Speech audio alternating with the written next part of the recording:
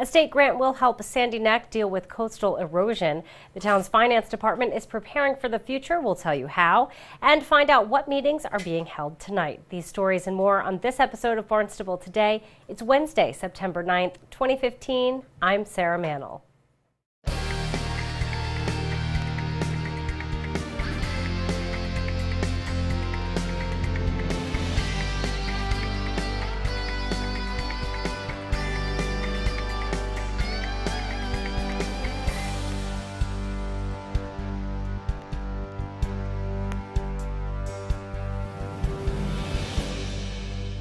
A state grant will help deal with erosion control on Sandy Neck Beach. The town of Barnstable has been awarded $148,000 from the Coastal Community Resilient Grant Program.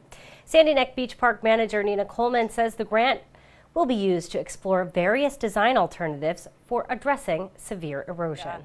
The options are very limited because of the permitting process. So particularly at Sandy Neck, where we are an area of critical environmental concern, that takes you right up to the top of protection, all the endangered species out here.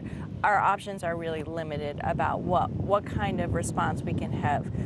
You know, people's first response is armor it.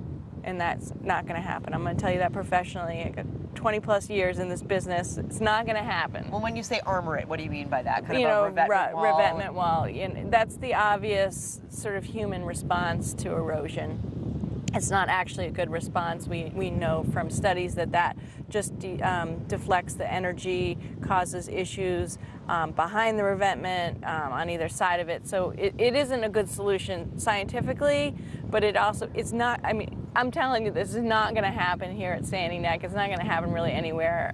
Very few places in Massachusetts would it ever be allowed, particularly not Sandy Neck. So that's kind of off the table. And I tell you that because that's the first thing that most people say to me. Of course. There's continuing with the sand. There's moving the parking lot. There's moving the infrastructure. There's a few options, but not many. And so that's what we need to look at. We need to look at being realistic about the fact that we are in trouble with our coastline. It's not going to change. It's only going to get worse, and that we have to become a more resilient, create a more resilient coastline. And that's the grant that we went after, is actually Coastal Resiliency Grant. So solutions working with the reality of the situation. An additional $157,000 grant will be shared between Barnstable and Sandwich. Together, the towns will study the volume, rate, and direction of sand moving along the shoreline from the Cape Cod Canal to the easterly side of Barnstable Harbor. The town's finance division will begin developing its 10-year financial forecast. To learn more, I chatted with Finance Director Mark Milne. Mark, you guys are taking on a huge project coming up. Your team is working on a 10-year financial forecast. Yes, as part of our charter, every year we're required to prepare a 10-year financial forecast for the town's general fund and enterprise funds. And so with fiscal year 15 recently coming to an end and starting fiscal year 16, now's the time that we get into preparing that long-range forecast, which will be the starting point for our FY17 budget development, and then beyond that for the subsequent 9 years beyond that as well. So it's an exercise that we do every year, and it's considered a best practice. Typically among communities that are highly rated, like Barnstable with a AAA rating, you'll find that those types of communities employ this best practice in their financial operations in order to have a better understanding of the level of funding that's available, to determine the likelihood that services can be sustained, what any adjustments to fees might have to be, and the impact on tax rates, et cetera. So, yeah, it's really considered a best practice. So it's built into our charter, and we have to update it every year. Tell me, Mark, what kind of things do you look at when you're looking at the financial forecast? Are you looking at what kind of taxes you expect to come into the town? Talk to me about what we'll see on this 10-year forecast. Well, first we try to understand what's our budget position. Can we generate sufficient revenues to meet all of our expenditures and not incur any deficits? That's number one. We're looking at structural balance. Do we have structural balance in our operations? And looking over the past 10 years, we have had structural balance, which is a good thing, meaning that the revenues that we generate are covering our day-to-day operating expenditures on an annual basis, and so we're not dipping into our reserves or depleting our reserves year after year after year in order to sustain the level of current operations that we have. That's the first thing we're looking at.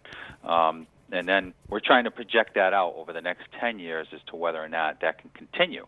And obviously, there's a lot of assumptions that have to be made. And between now and 10 years later, we'll have gone through 5 council elections.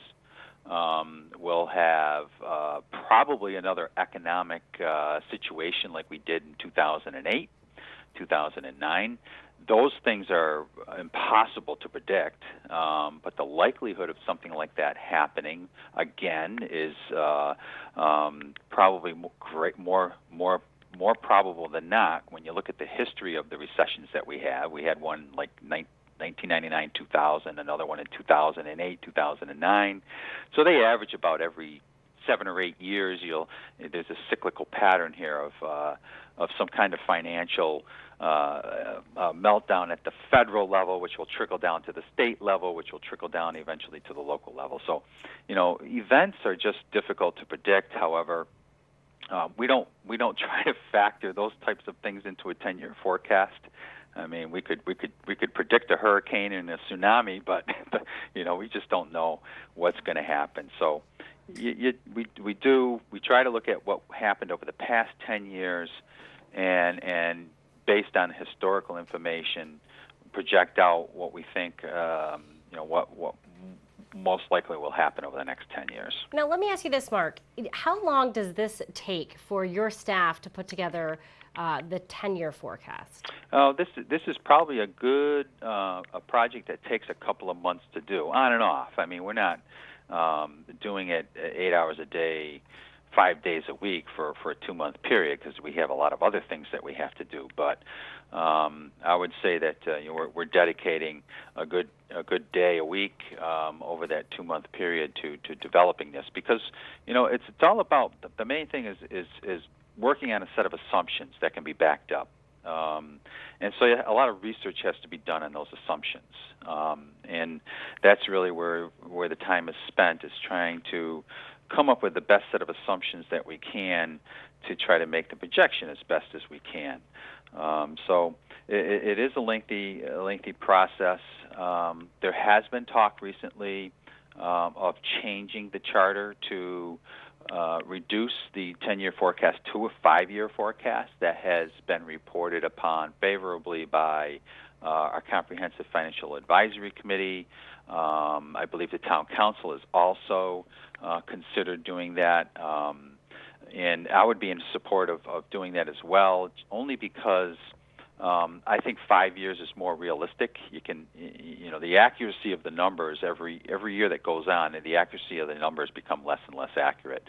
And a 10-year forecast, and even a 5-year forecast, it's not about trying to get the numbers accurate, but it's about trying to understand what are the main impacts that are going to drive your decisions in the future, whether it's on the capital side of the of the budget or the operating side of the budget, and then coming up with plans to address those. It's not about trying to get the most accurate number for every revenue estimate and every expenditure that you incur. A few meetings are taking place tonight. The Youth Commission will meet at 6:30 at the Hyannis Youth and Community Center. The Old Kings Highway Historic District Committee is also meeting at 6:30. That meeting will be held in the West Barnstable Community Building. And finally, the Zoning Board of Appeals will meet tonight at 7 in the Town Hall hearing room. Well, be sure to tune in to our hour-long news program, Barnstable This Morning, weekdays at 7 a.m. On tomorrow's show, we will have our weekly golf golf segment. We'll get a preview of the Wings of Freedom tour. That's going to take place next week at Barnstable Municipal Airport. Plus, we'll have all the news and information you need. For Barnstable Today, I'm Sarah Mannel.